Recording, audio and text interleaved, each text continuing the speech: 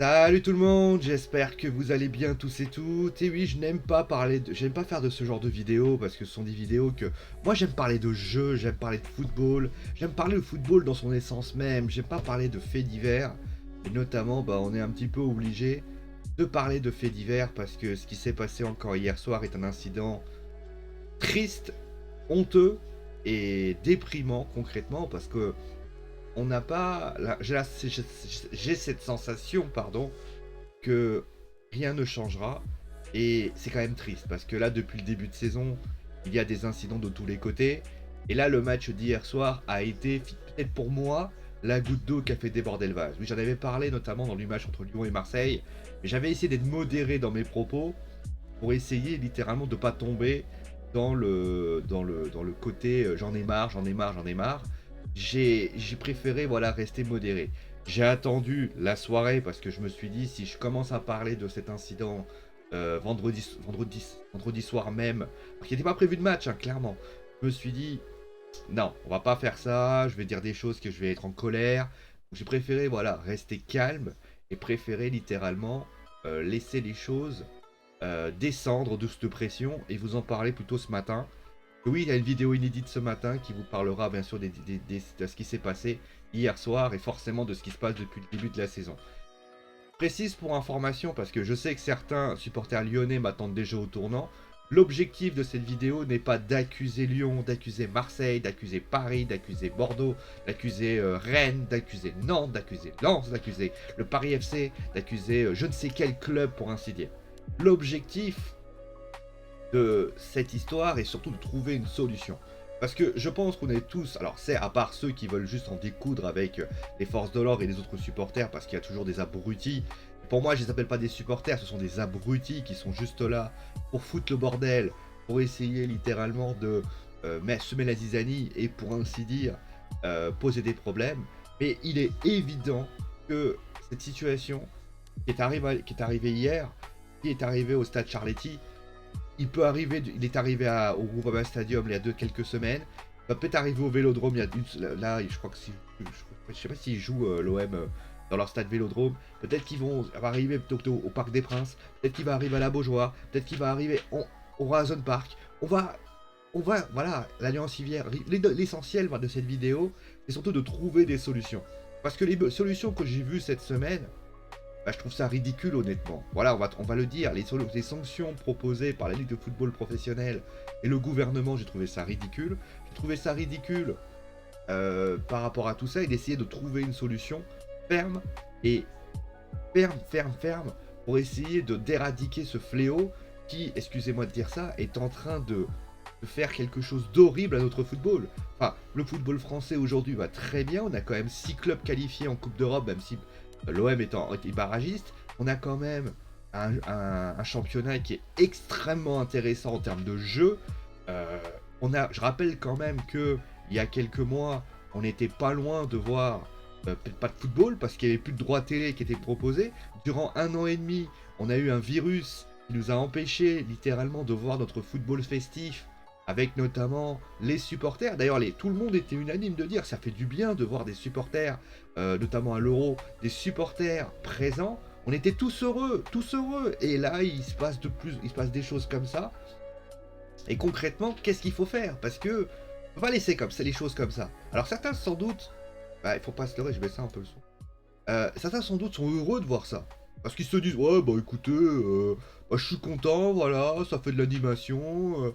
Et il y en a beaucoup, c'est sûr à l'image des réseaux sociaux, qui sont juste là pour vouloir foutre le bordel parce que ça les amuse et parce qu'ils sont juste des abrutis, ils sont juste là. Et moi je les mets à côté parce que, encore une fois, quand on dit supporters lyonnais, pour moi ces supporters ne sont pas des supporters, donc il faut trouver une solution. Alors, moi j'ai trouvé plusieurs solutions possibles à court terme et à long terme. Parce qu'on ne pourra pas éradiquer. Bien sûr, il faudra des lois, il faudra des mesures. Mais il faudra prendre des mesures très fortes par rapport à ça. Donc, pour moi, la première chose qu'on peut envisager, alors je vais vous les donner, à court terme, je pense que ça c'est quelque chose qui me fait mal au cœur rien d'y penser. Je pense que déjà, il faut instaurer, alors certes, ils l'ont instauré avec le système de filets. Vous savez, les filets les filets anti-débord, ce qu'ils appellent les filets anti-projectiles. qui fait en fait que quand vous lancez quelque chose, ça atterrit sur les filets. Je suis pas très fan pour la simple et bonne raison qu'on ne voit plus rien. C'est comme si vous aviez, alors je vais vous faire, comment je vais pouvoir vous donner un exemple. Euh, Attends, vous savez quoi? C'est comme si vous me voyez, attendez. Oh, on va pas le faire parce que ça prend du temps. C'est comme si vous me voyez comme ça. Attends. Comme si vous m'auriez vu comme ça. On va prendre l'exemple concret. Voilà. C'est comme si vous me voyez, vous prenez l'écran, mon petit écran là. Et là, bah vous voyez concrètement, c'est ça. Donc clairement, tout ça. Pardon, je me trompais de miniature. De vignette. Voilà, donc c'est relativement ridicule. Parce que tout simplement, ça gâche totalement le plaisir du jeu. C'est-à-dire que tu ne vois plus rien, tu vois un bout de match. Alors vous allez me dire, oui, mais les filets sont pas très grands. Oui, alors oui, très bien, les filets sont pas très grands. Mais aux dernières nouvelles, que les filets se mesurent face ça, face ça ou face ça, c'est pas très agréable. C'est comme si vous aviez une télé avec. Parce que quand vous allez voir un match de foot, vous allez voir un match de foot avec tout ça. Donc cette solution-là, elle peut être à court terme en tout cas. Moi je pense, même si voilà, il faut être à court terme, parce que je pense que ça permettrait notamment à certains uluberlus qui voudraient lancer quelque chose, de se retrouver à avoir POUM. Et d'ailleurs, je pense même à des filets rebondisseurs. C'est-à-dire que tu lances le truc et le truc te revient dans la tronche. Ça peut être trop rigolo.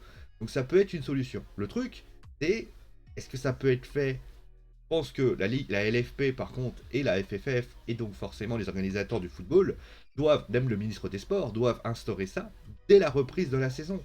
Comme ça, les dirigeants du foot français pourraient adapter ça directement et on pourrait faire ça pendant 6 mois. Comme ça, pendant 6 mois, on dit, bon, ces 6 mois-là, on calme le jeu, et au final, voilà, on calme le jeu, on ne fait plus rien, il n'y a plus de problème, et on essaie de trouver une autre solution.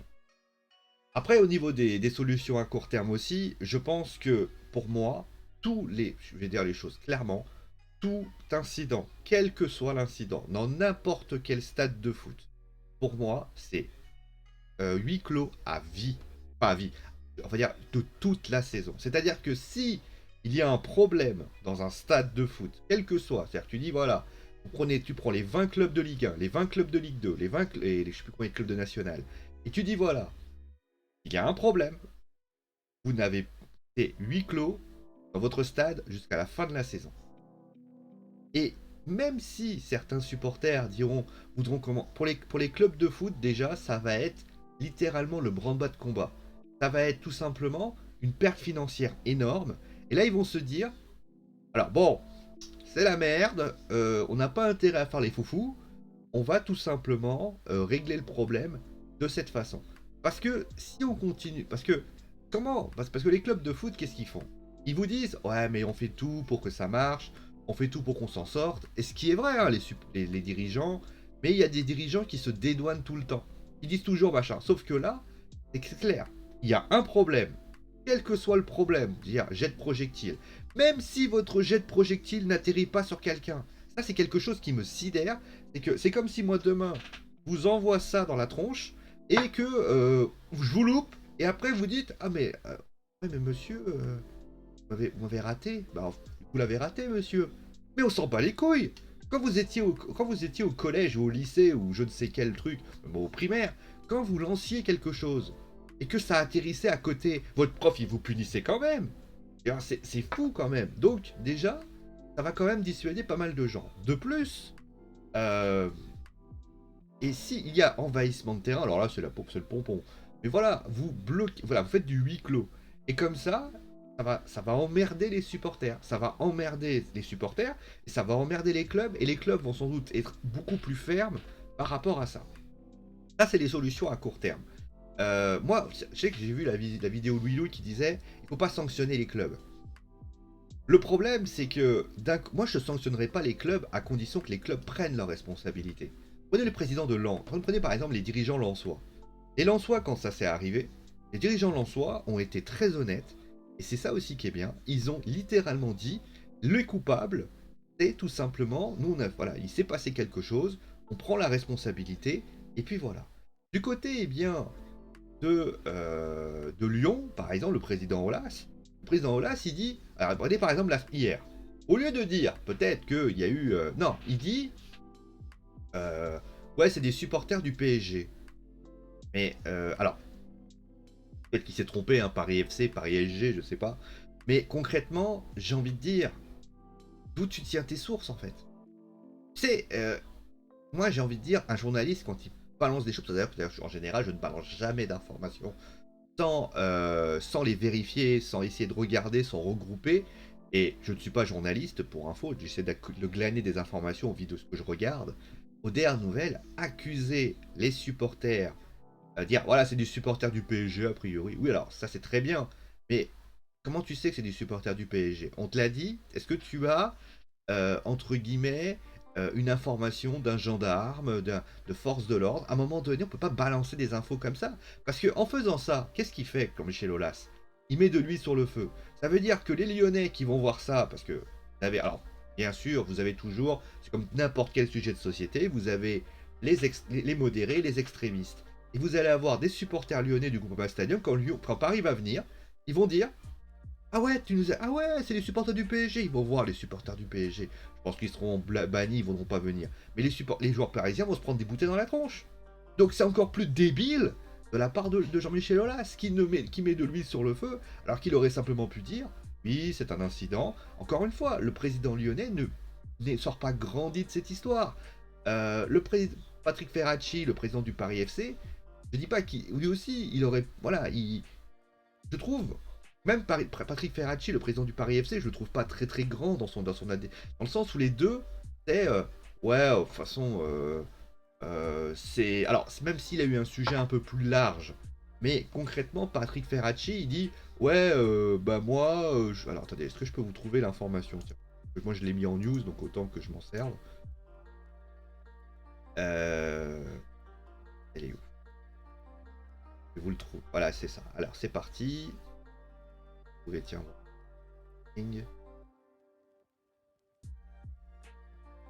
Ah, Sport Game, voilà. Ah, voilà.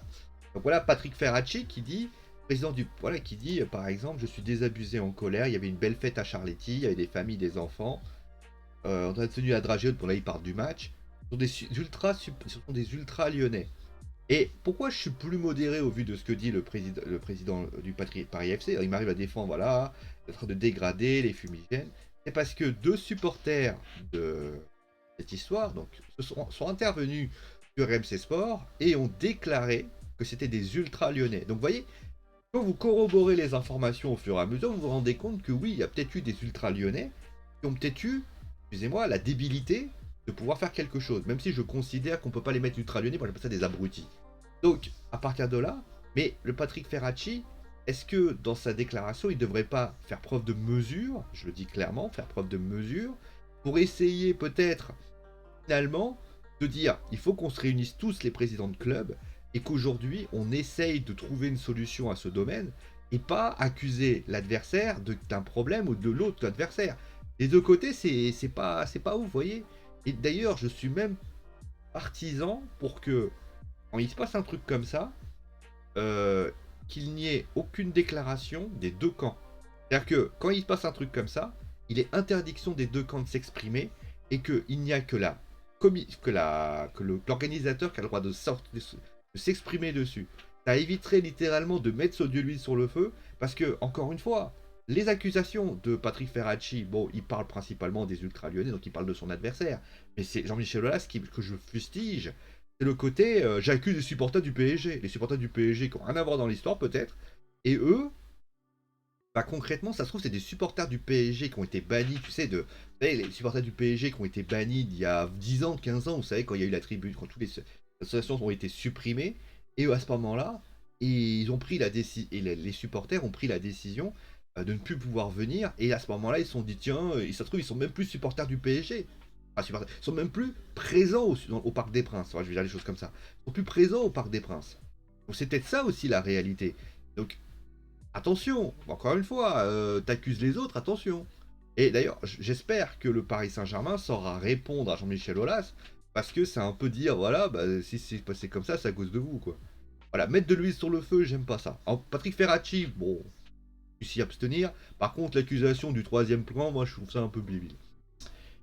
Maintenant, quelles sont les solutions à long terme? Alors, déjà, on va parler bien sûr de ce qu'a proposé Jean-Michel, enfin proposé le gouvernement, parce que le gouvernement, c'est un peu comme le coronavirus quand il propose des solutions assez uniques en son genre. Mais concrètement, ils ont pris une décision. La décision, c'est que maintenant, toute bouteille ne sera pas autorisée. Alors, il y a eu des mesures, je sais pas si j'ai fait la news dessus. Ah, le gouvernement, voilà, je l'ai trouvée, elle est là. Et voilà, on va en parler. Donc, le gouvernement prend des mesures pour contrer les incidents dans les stades. Donc, les 4 mesures proposées, c'est qu'en cas de projectile, les rencontres de Ligue 1 et de Ligue 2 seront systématiquement et définitivement interrompues. Les bouteilles en plastique seront prochainement interdites.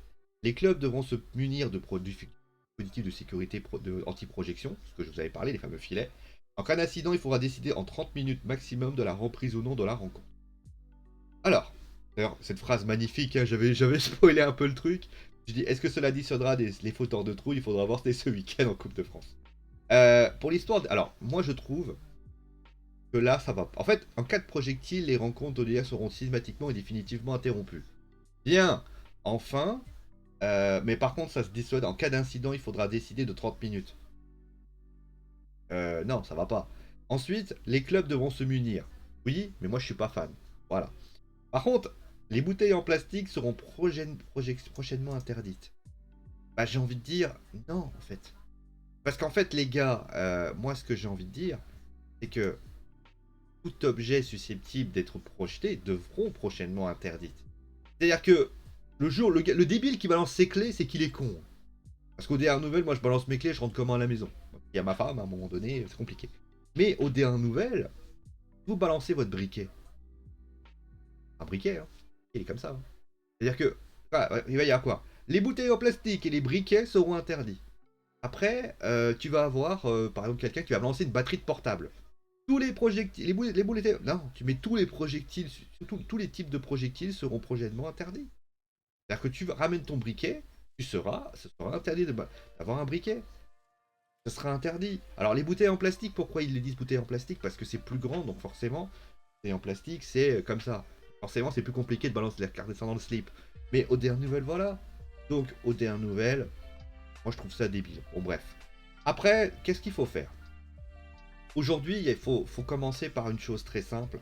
Je pense que déjà, il faut du pénal. C'est-à-dire que aujourd'hui, un mec qui fait n'importe quoi, il doit être sanctionné déjà d'une interdiction définitive de stade. C'est-à-dire que n'a aucun droit à atterrir dans un stade de foot. C'est fini le temps où on dit ouais le mec il est suspendu 1 mois, suspendu 6 mois, suspendu 1 an, suspendu 2 ans, suspendu 3 ans. Non, tu dois aujourd'hui suspendre le mec à vie. C'est-à-dire que le mec il doit même pas imaginer pouvoir. Il doit pointer au commissariat pendant je sais pas 5 ans. Ça va le faire chier. Et ça va les faire chier parce que le mec qui balancera le projectile, il va se dire si je balance le projectile, je passe 90 minutes, enfin je passe 2 heures au commissariat tout le temps. Alors certes, et le truc c'est que ça va les faire chier. Voire même, vous allez me dire, il y a une interdiction de stade. Voilà, c'est tout. À vie, c'est à vie. J'avais un camarade de classe qui avait été IDS, c'est-à-dire interdit de stade. Et le gars, parce qu'il avait eu notamment, bon là, voilà, il avait eu un concours de circonstances. Il est venu en voiture et en fait, il avait ouvert son coffre. À ce moment-là, il y avait des forces de l'ordre qui sont passées. Ils ont vu qu'il avait une batte de baseball. Tout le monde, tout de suite, ils ont dit c'est quoi cette batte de baseball, monsieur? C'était à l'époque où, voilà, où le PSG était un peu tendu. Et à ce moment-là, il a été interdit de stade. Et pendant, je crois, 1 mois ou 2 mois, il a été interdit de stade. Il devait pointer au commissariat à chaque fois qu'il y avait un lieu par rapport à ça. Et donc il a été fait.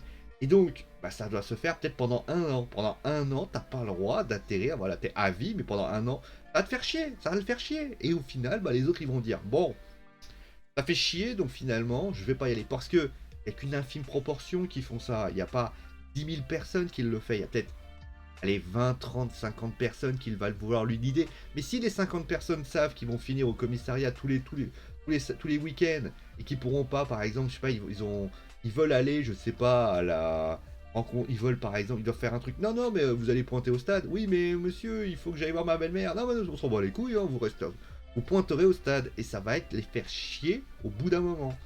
Ensuite, deuxième chose, moi je suis pour, alors, je sais que ça va être très extrême pour la technique anglaise, c'est-à-dire que Je pense qu'il faut aussi une deuxième chose, une solidarité de tout le monde. C'est-à-dire que, je prends un exemple.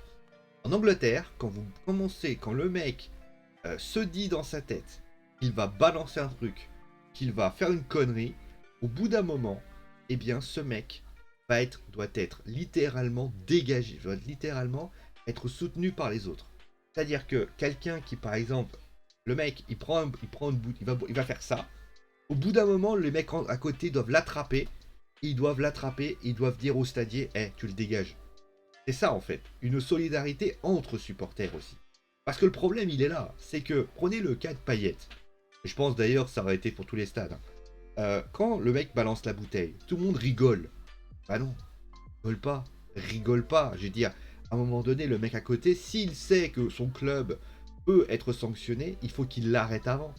C'est comme quelqu'un qui, par exemple, va prendre un couteau pour planter quelqu'un, tu le vois et tu fais ah ah ah, tu vas planter ce mec. Bon voilà. Et aussi, ces gens-là à côté, on pourrait les sanctionner aussi. Parce que leur dire, mais pourquoi vous avez peut-être pas intervenu? Parce que le mec qui est l'autre bout là-bas, il va pas intervenir. Mais le mec, le voisin, parce que derrière nouvelle, vous venez en groupe, hein, vous venez pas. Voilà, donc voilà, ça c'est la deuxième chose. Ensuite, la troisième chose que j'ai aussi envie de faire. Alors, d'un côté, en Angleterre, il y a eu un gars qui est rentré dans les tribunes. Tous ceux qui rentrent dans les stades, parce qu'il y a des débiles aujourd'hui, ça c'est quelque chose d'extraordinaire. Il y a un paquet de débiles qui rentrent pour faire les gogoles dans les stades. On l'a vu, il y a eu notamment un mec à Marseille qui a couru pour aller faire un câlin à Messi.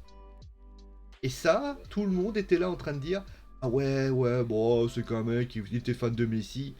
Mais on s'en bat les couilles en fait. Parce que le mec qui fait ça, pour moi, il doit prendre tellement cher aussi. Pourquoi? Parce que déjà, attends, désolé, un mec qui court, prenons la WWE, voilà, je vais prendre un exemple concret. Le mec est arrivé à la WWE, au moment où il a fait le spear sur Seth Rollins, on a tous eu peur, parce qu'on s'est dit, le mec, ça se trouve, en plus d'ailleurs il avait la lèvre forfait, imaginez que le mec qui vient, il fait pareil. Je sais pas, et je pense que d'ailleurs que le gars s'est dédouané, enfin bref, on n'est pas pour parler de Seth Rollins, mais encore une fois, Seth Rollins, il aurait pu se faire planter, et aux dernières nouvelles, les mecs de sécurité, et ben je pense, d'ailleurs ils l'ont défoncé le mec, et honnêtement ça a calmé tout le monde.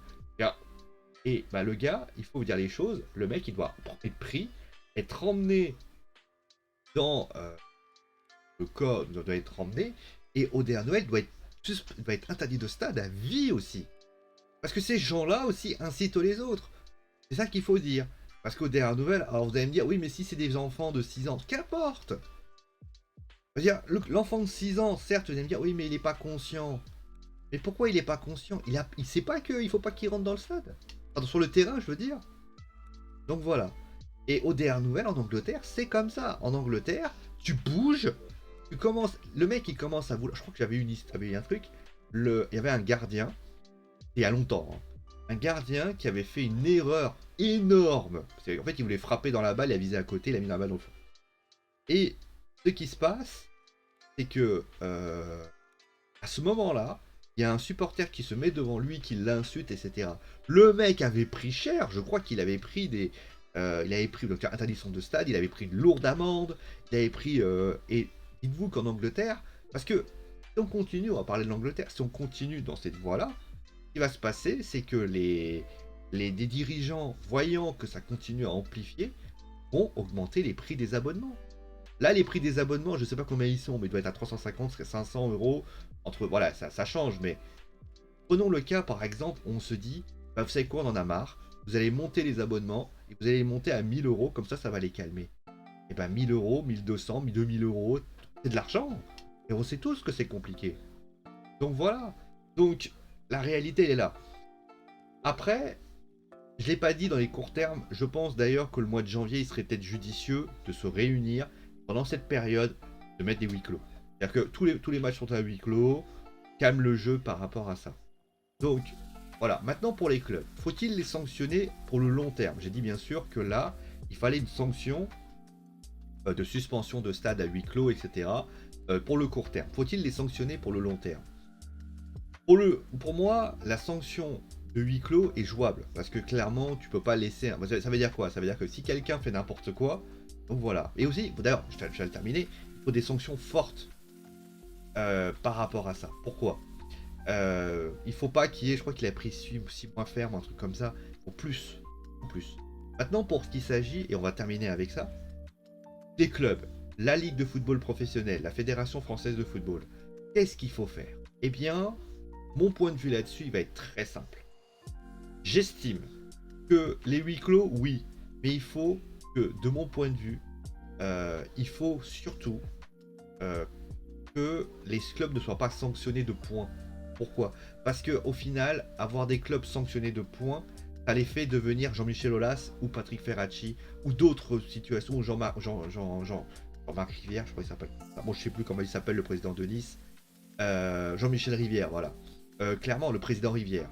Parce que clairement, ça serait trop compliqué. Non, ce qu'il faut faire, c'est déjà leur enlever, pas leur enlever des points, mais déjà les aider. Déjà, ça, c'est la première chose. La deuxième chose qu'il faut faire, c'est que la Ligue de football professionnel arrête de prendre des sanctions complètement stupides. C'est-à-dire que s'il y a un incident, quand je vois la sanction qui a eu lieu entre Lyon et Marseille, et que tu vois qu'il y a deux matchs à huis clos, plus un point ferme, plus un point avec sursis, c'est de la pipi de chat en fait. C'est-à-dire que toi, et le match est rejoué. Non, déjà, première chose, la Ligue de football professionnel le dit, s'il y a incident, le match est perdu, quoi qu'il arrive. C'est-à-dire que si on voit que c'est des supporters extérieurs, alors vous allez me dire, ouais, mais s'il y a 3-0 et que le supporter extérieur, il décide de s'en prendre. J'ai envie de te dire, justement, si tu mènes 3-0 et que le supporter adverse veut foutre le bordel et veut commencer à se bagarrer avec ce machin, à un moment donné, réfléchis. Tu sais quoi? À la limite, préviens, quitte le stade. Voilà, quitte le stade. Moi, je suis désolé.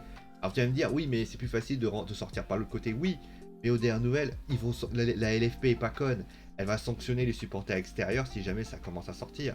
Aussi, je serais même partant, pour information, alors je sais que vous n'allez pas faire ça, c'est peut-être mettre des grilles au niveau des... Parce que ça les évite. Ils doivent enjamber, et je vais vous dire une chose, c'est plus compliqué. Bon bref, pour moi, si tu empêches la sanction de points d'un club, déjà le club il va commencer déjà à arrêter de vouloir faire on va dire la mauvaise foi. Et la deuxième chose qu'il faut faire, et je l'ai dit là, peut-être tout simplement que la LFP arrête de prendre des... que s'il y a un problème, la décision est simple, le match ne peut pas être rejoué. L'incident qui a eu lieu avec Marseille, Lyon-Marseille, c'est ça. Il y a eu un jet de projectile des Lyonnais, les Lyonnais pourront rejouer le match. Quel moment?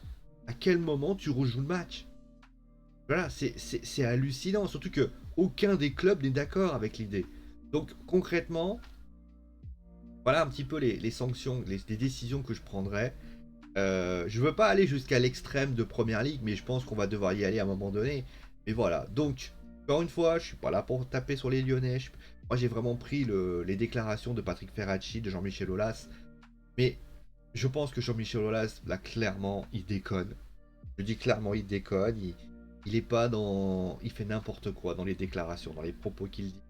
Et j'ai envie de dire, c'est pas bon pour le business et son business, parce que en faisant ça, j'ai peur. J'ai peur. Déjà, est-ce que Lyon peut être sanctionné durement? Il y a récidive, donc forcément il y aura ça, mais moi honnêtement, je veux surtout le sauvetage du foot français. Ça c'est le plus important. Voilà, prenez soin de vous, amusez-vous. Surtout que, rappel, je termine, hein. On est en 2021, dans 3 ans c'est les Jeux Olympiques. Imaginez ne serait-ce qu'une seconde qui se passe ça pendant les Jeux Olympiques. Et surtout, pour information, tout le monde nous regarde. Alors ça c'est la Coupe de France, tout le monde s'en branle, hein. Mais imaginez que ça continue, qu'il y a un autre match qui a lieu. Ça fait réfléchir. Allez, prenez soin de vous, amusez-vous bien, et ciao les amis.